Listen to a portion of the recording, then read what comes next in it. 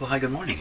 Thanks so much for joining me in my shop here on March 22nd, 2023 it is.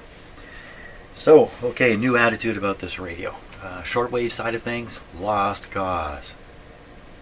AM side of things, hey, maybe I should make this thing work as a good AM radio. It's working pretty good now. So really, I think all I need to do is do the alignment carefully and properly, and we'll have a nice AM receiver here. I think that's about the best we can do. Okay, and there isn't very much alignment anyway on the shortwave side of things. So we really should, I still have this bypass in place. I'm going to leave that. I'm going to clean this up, stick the can back on top, and go from there. Yeah. Oh boy, this radio has so many continuing problems in it. I've stuck the can on here. You notice the slug is not protruding out the top. The slug is just moving freely in the top coil. The top coil is a primary coil. It's the one I've bypassed. So what should it matter? But I discovered earlier on that in fact moving that slug around had a big effect. Why? I don't know. But it did. Now, with the can on, the slug has fallen down into the tube. Probably right down, maybe even in contact with the lower slug now. I don't know. I tip the radio up this way, bang it a bit, the slug is going to move around. It's not held in place at all. Not a good thing. So what I'm going to do is start out by checking the IF and just see what is really tuned to at this point, because it could be who knows. Yeah, could be who knows. Gotta warm a few things up here.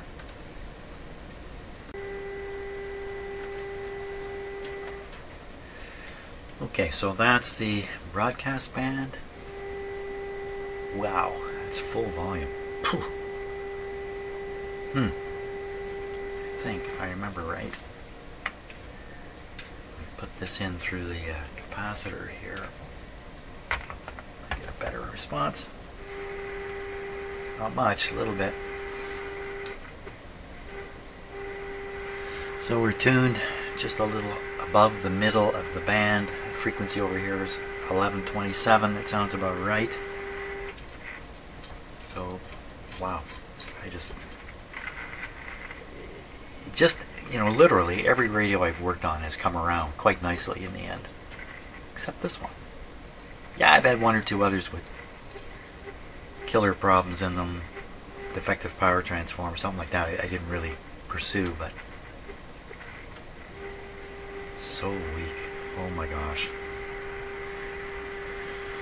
Okay, well, let's find out what the IF frequency actually is in the radio. So flip this down to IF here.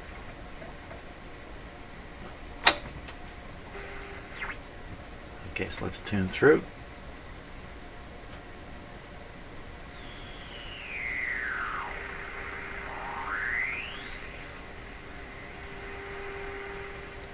Ooh.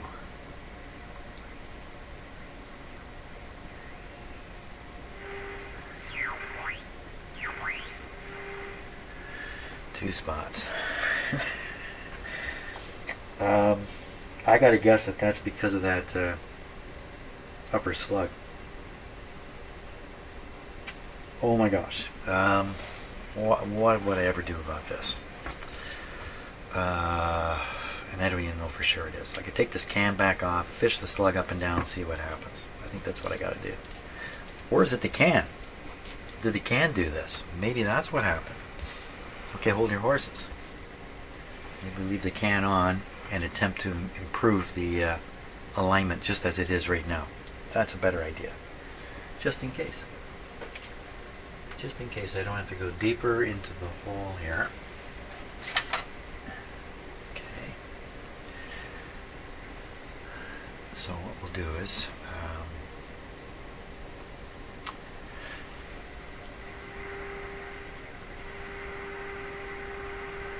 now wasn't that 460 in the end? I learned that IF frequency, actually 460. I'm making a quick check here. Where did I get that idea from? Where did I get that idea from? I don't know. I don't know. I'm thinking of another radio or this one. 455, 460. It's not going to matter in this radio. So we'll go with that. So one of the peaks is sitting here right now. Let's see what happens here. Just listening.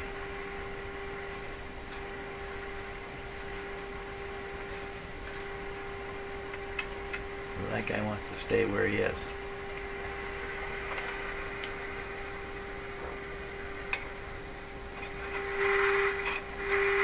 That was a little loud.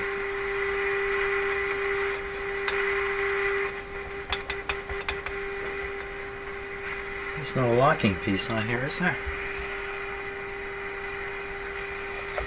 There is, but I don't think it's on right. It's not locking anything.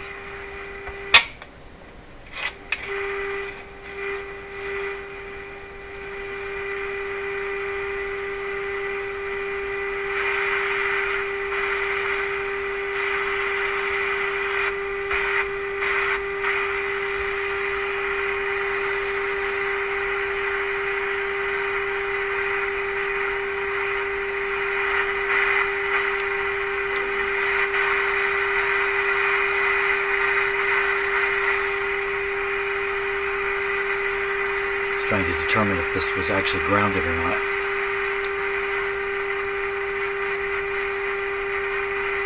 So we're going to try to remove this and see what happens. I should really get the meter hooked up at this point. I think we need a little more precision here.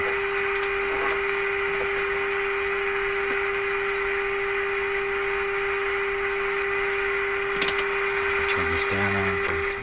Turn down. We don't need to hear that screaming away. Okay, so we want to be on negative.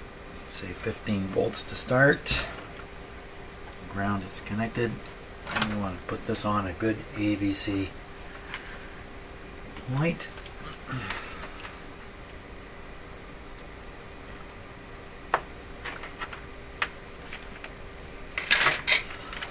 A good ABC point would be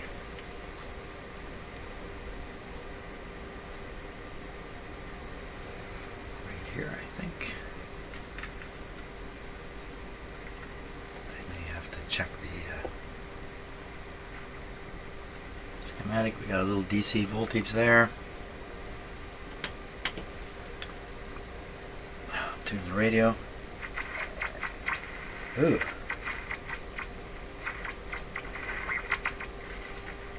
Oh, what's all that? I don't know. It's not a whole world of intrigue happening here.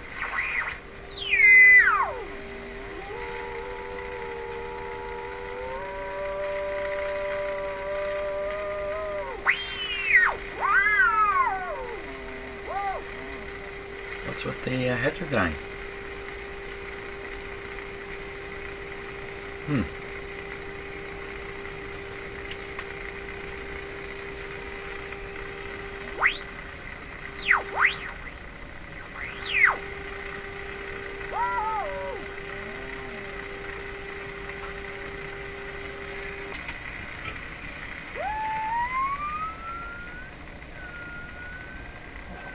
Calibrating the output a little bit.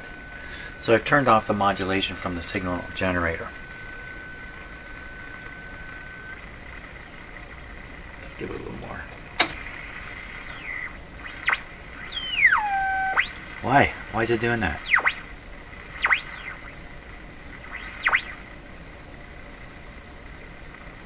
Why is it doing that? The IF is oscillating. The IF is oscillating right now. It's oscillating without modulation, so you can't hear it in the speaker. But when I beat up another signal, or bring another signal close to it, you get a beat frequency effect.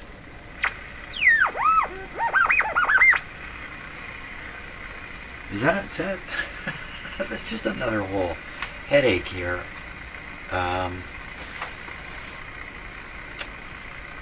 Well, yeah. I'm really at my wit's end with this radio. What to do about that? How to know for sure that's what's going on? How do you know for sure that that is what is going on? Well, I'll dial this off 455. Get my little radio here. Can I tune 455 with this?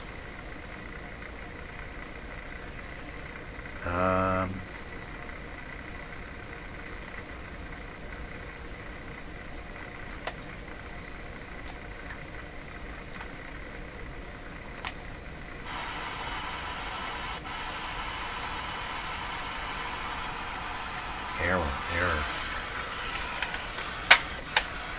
I'll have to use the SDR, I think. I'm not sure this radio can tune that frequency. Okay. I'm going to stop the video and set this up. Where am I hitting now? What's happening here? Let's just recreate the problem, or the effect. I think I shouldn't really call it a problem.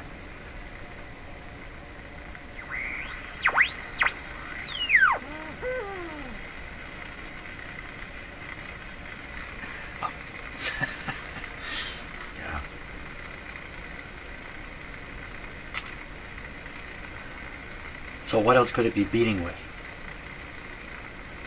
Aside from an oscillation in the IF. The reason I'm asking that is because I don't see a thing on the SDR. There's no evidence that there's any oscillation here inside the IF. I will show you. Gives me a chance to double check things. Now you can't see what I'm doing, so I'm holding the coil in my hand. I'm just showing that it has an antenna effect. Okay. Now I am going to stick the coil right near the first IF transformer. Now see that thing just popped up at 450? I'll take it away, go away, stick it back in there again. Okay, we see a couple things popping up. Never mind all the hash on the right. Just look right in the middle of where it says 450. Ooh, what was that sound? Radio's moaning at this point. So that sound you hear is me sticking the coil in and out. I'll show you in a minute what I'm doing. Okay, so, but I believe that signal we're seeing at 450, let me turn this back down, it's just a signal generator, so I'm going to reach over and vary the signal generator while we're looking at that. Wait a minute now, what?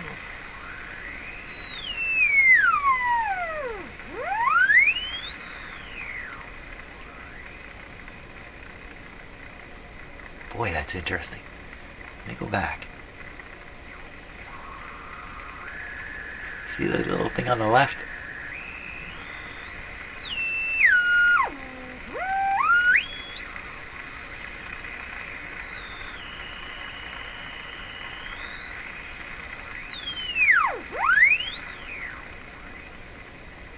Oh my gosh, what is that?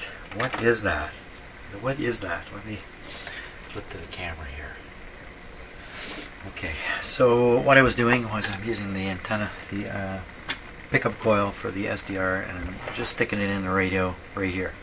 And that was causing the moaning and the groaning. And then I was panning the frequency of the signal generator back and forth. Well, this is what I saw in there. Let me grab a pencil here. A pencil, some lead on the end. So I saw this. So we're looking at the SDR. So here's the signal from okay. Here's the signal from the signal generator. As I approached 455, let me draw this line. We'll call this the 455 line, or the tuning point of the IF transformers. As I approached it, a little guy showed up here. And as I got closer, this guy got taller. And when this guy was right on top, This pencil's broken, for crying out loud. This thing had grown up and was right on top. And we could hear, as they approached, we could hear the difference frequency, the beat frequency coming out. Then as I moved the signal generator signal over to here, this other signal got lower and lower and eventually just got too low to hear over this way. You couldn't hear the beat frequency between them. So I'm moving the signal generator like this through here, and this thing is popping up, going the other way and disappearing. So it's never there when there's no signal there. But if you put a signal there, you get this other thing. It's not a sideband, is it? Am I just seeing a sideband go by? I've never seen anything quite like that. And this loud tone. Oh, jeez, man. Wow, this radio just won't quit. Serving up weird stuff. Maybe it's because of the, obviously it could be because of what I did in here, the bypass I stuck in there, the slug that's, wandering around on its own now. Oh no. Boy, oh boy. Boy, oh boy.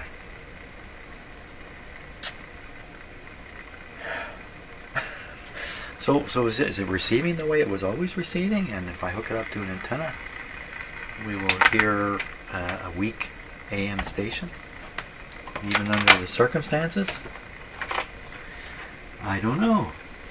Let's check it out. I'm pretty sure this antenna is switched off. Let's go just with the center conductor, and we'll go straight on, basically onto the primary antenna coil. Primary antenna coil.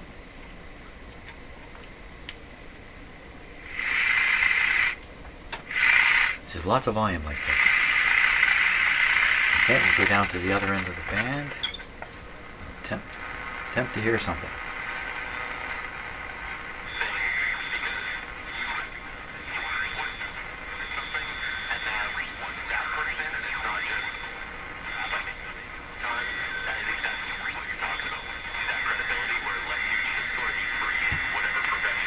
Hey, it's working. So there's lots of tones and whines in there along with the program. I think all that stuff is just kind of coming in on the antenna. Let's do this. And we'll turn this way up.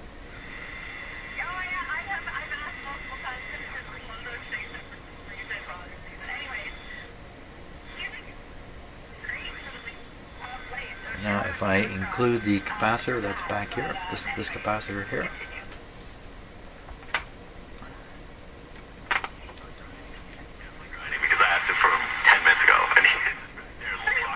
Works really well, Jim. How did you manage this?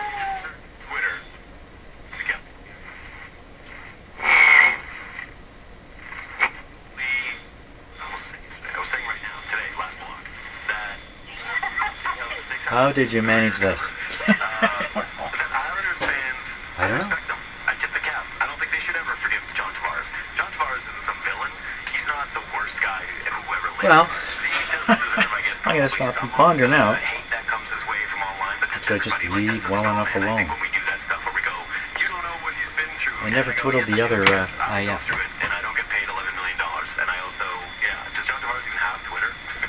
Let's twiddle it.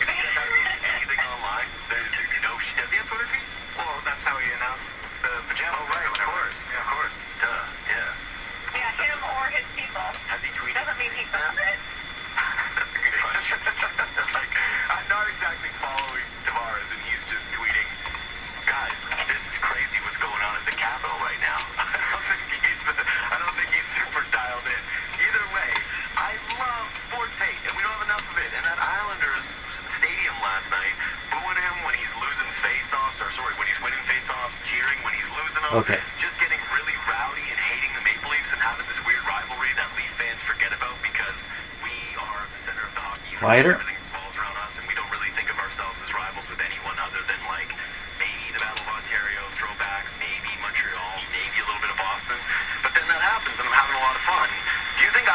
fans should ever forgive John Tavares, because I am team don't ever do it. Take it to your graves. No, I absolutely love it. I love that they boo him. I love that they have chants for him. I love that they get up for that game every time. Because to me, like, that is part of why I fell in love with sports. It's the emotion. Okay, back on the upper IF coil. No, it's going to be fine. So what exactly is happening in the lower IF, we don't know anymore, because we got a slug running free in the tube, and who knows where the free slug. I have the feeling I just, the two slugs, instead of being out like this one has fallen in here, and I'm pushing it back with the other slug now. So a combo slug. I have no idea. But voila, the radio works. Despite my best efforts, the radio continues to work. Okay, couple other adjustments here that can be made, I believe.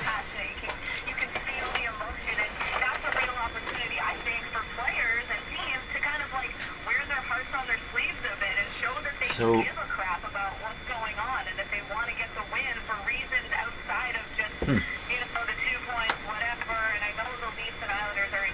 which is the oscillator, which is this final stretch of the season. But I still think, like, I would have liked to see a little bit more, like, intensity. And it's like, yeah, the Leafs spot is not in jeopardy. They're not going to fall out of a playoff spot, but, like, they are technically still fighting for home ice. Something that I think there's way for them than it's for Tampa. It's not giving me any certainty there. Let me just look at this schematic for a second. And I can say somehow on here. No information. Okay. One of these is the oscillator and one is not. The alignment instructions. Didn't I have something? I had something. Okay. I'm on this stuff.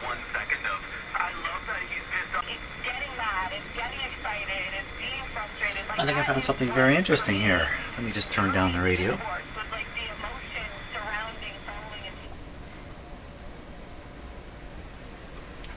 So this sheet covers two different models of this radio and gives the alignment instructions.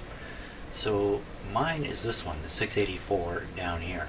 We're going to start by looking at this one a little more closely here. I'm going to compare it to the other one.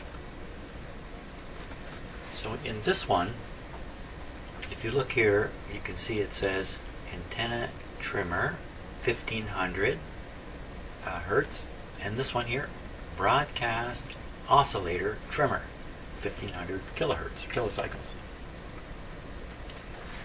The oscillator adjustment for shortwave is here and here. Now look at the other radio, which looks very similar. On the back of the tuning capacitor now, it's got shortwave antenna trimmer, broadcast antenna trimmer. This is very odd to me. Down here is the broadcast oscillator now, down here, and here is the, I'm not sure what that says, 9500 kilocycle oscillator adjustment here. This is still called an antenna trimmer out here. You're bending up or down the wire, same as the other radio. What is going on here? This is very odd, because surely to goodness one of these two is the oscillator, variable oscillator capacitor for changing the oscillator frequency. Yet the trimmers which are attached to it, neither of them say oscillator. Well, they've got the shortwave stuff on the capacitor, but on my radio they've got the broadcast stuff on my capacitor. So they really changed things around. Now, who came first? 684, 683? Hard to say. These could have come out at the same time. I don't know really what the difference is, but between the two radios, but this one, it has a bigger number. It may have come out later. This was the improvement. Oh boy. There's where I saw that. 460. 460 right there. I think that's interesting, just how different these radios can be structured, even though generally they look very similar. Do they look very similar? Maybe they don't even look similar. Hey, same square rectangle here on the page. Well, okay. Now, what does this mean for me? Doesn't mean much. I still have the oscillator and the antenna trimmer here. So this is the one I want to adjust. The one to the closest to the power transformer. Okay, I got what I need to know. Okay. So, like, I just think I will always look back at this time, especially if it keeps going the way it's going, and we don't actually get, Antenna. NHL players to the Olympics. I'm supposed to do this at the other end, but the fact is, this is where the stations are. What it could have been with some of the talent on both sides for Canada and the U.S. and Russia and Sweden, and I'll throw Finland in there too. Like, I just think it could be so good Just for doing the it by game, ear. and it's devastating that, we've been missing out on that. Like, how many years in Matthew's career are we right now? 6, 7? 7. So, like, it's 7 years, and we have not seen this man in a real And I think that's it for doing adjustments here on the broadcast band. I don't think there's anything else to adjust.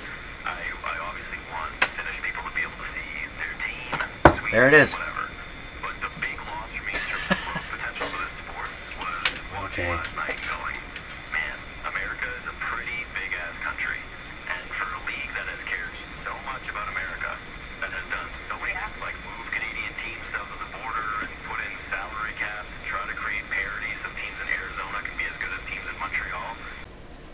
I think the next project is to patch up this terribly torn speaker here, and that's actually not that bad. It's easily repairable. Good. So I don't normally do a lot of cabinet work, and I almost never show it on YouTube. But what I'm doing is I'm using this stuff, Hawes scratch cover. Like, this could be 40 years old. My parents had this. And I just take a little bit of it, it's just very dark stuff. I just wipe it on everything, and it makes the fine cracks or blemishes just disappear completely. Can't do much about the big stuff, except it darkens it down and makes it less, jump out in your face. So this ends up at a glance looking great. Now it's a little bit wet right now, so it'll dry and lose a bit of its shine, but then I can put wax on it, like just Pledge or something like that. Nothing special here.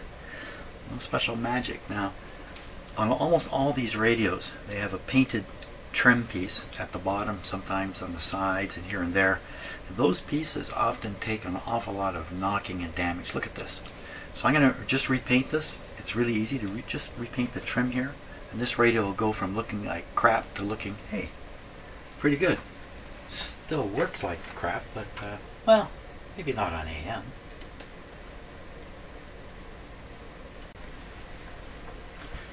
In one of my past lives, I was a painter.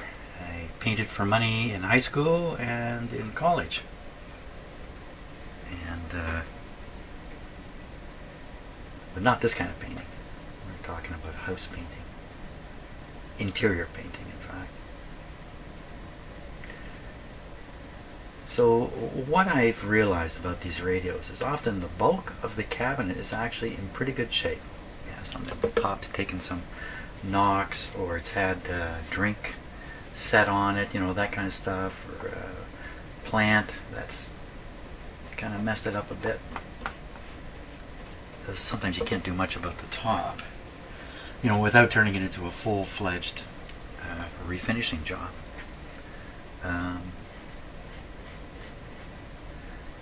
But if you just look at what it is that is catching your eye and telling you there's something wrong here.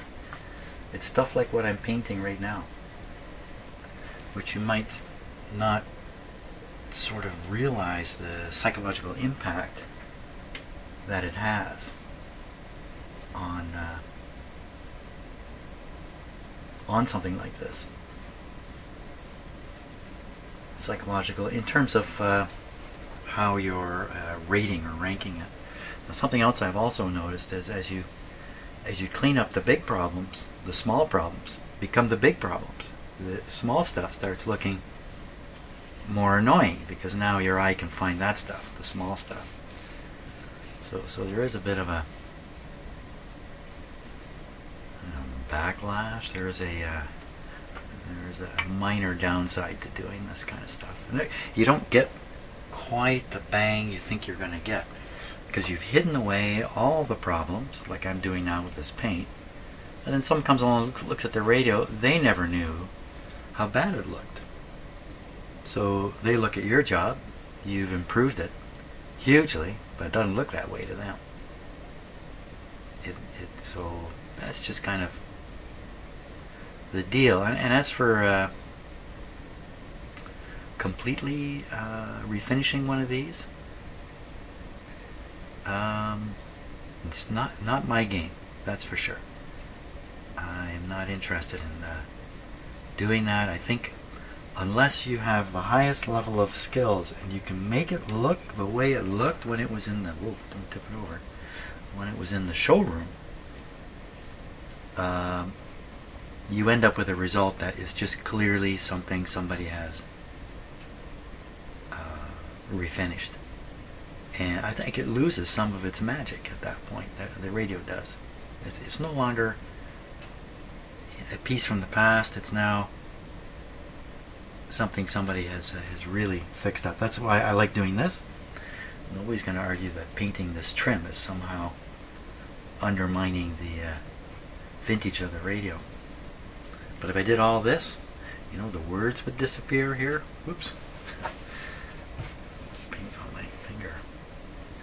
The words would disappear, and it's just going to have a look that's not going to be right.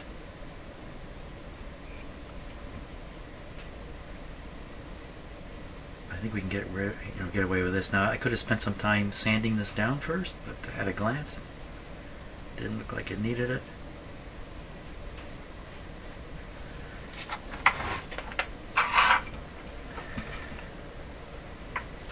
Making you watch me paint this. So the reason for that is I'm trying to show you how easy this is, and you get a big bang for a little bit of effort here. The radios I have all had trim painting done to them, I think. Just like this. Just the kick. On the big radios, it's the kick panel at the bottom, which is usually a lot bigger than the trim piece I'm doing here. The kick panel gets kicked during its life. Vacuum cleaners attack it. Everything. So often, when you look at a radio, you see you're at a yard sale and you see a radio, you gotta look twice at it. You gotta look carefully to see if it looks old and beat up. What exactly is it that's making you think it's beat up? If it's stuff like this, you're in a position to bargain. Because it looks beat up to everybody.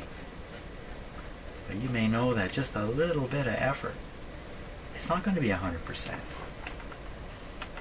But it's going to be way better. Now, how's that look? Okay, so you can see some stuff happening on the corner here, but I can't deal with that myself. I think you would need a total sand down job. Or maybe there's other products that I'm not aware of. I'm not an expert in this by any means. It's never been a focal point. I just put a little bit of effort in to try to, in particular, I like cleaning the glass, getting the glass really clean. So there we are. Where am I going? Now it's just about ready. I have glued the cabinet back together because it was separated here quite badly, so I glued it back together. That's looking pretty nice now. Maybe the radio will work better once it gets in there. Okay, let's see if I can turn this on in the dark here. There we go. Oh, a little out of focus on the camera. That's what it looks like in the dark. Anyway, and let's put some lights on. There we go. There it is. Okay, not the greatest looking radio, but interesting shape to it. The knobs are all wrong. It looks like it's got 2 original and two fakes. It came with it. When I cleaned them up, it became a little more obvious that they're a slightly different color. But, you know, not bad. Let's hear it. You know, but it's just a tough question to answer. I think it's all based on your personal opinion. You know, like I said, it would have been great to be a part of it, but I'd rather be healthy for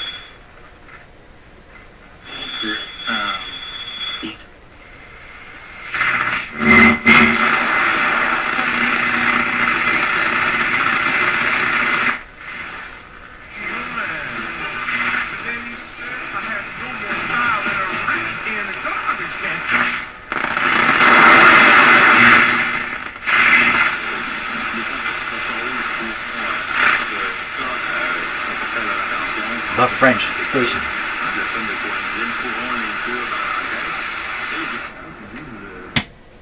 There we go. Okay, so that was a long, hard journey. I think I've got something of some value here. It's certainly not a radio I'm going to keep. It's on its way somewhere. But hey, not too bad. Considering what it looked like when I started and what kind of condition it was in when I started, that's actually a pretty good outcome, really. I'm going to keep telling myself that. Thanks a lot for watching, and gee, I wonder what's next.